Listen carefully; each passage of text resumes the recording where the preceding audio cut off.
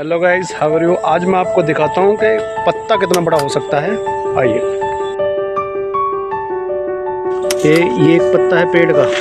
अब आइए आपको पेड़ दिखाता हूँ। ये पेड़ है और इसका पत्ता देखिए कितना बड़ा है। ये देखिए,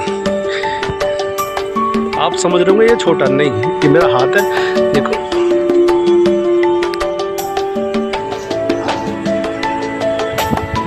देखिए ये पत्ता है पेड़ का, कितना बड़ा पत्ता है। ये देखिए, कितना बड़ा पत्ता। आपने छोटे छोटे पत्ते देखे होंगे, लेकिन ये इस पेड़ का इतना बड़ा पत्ता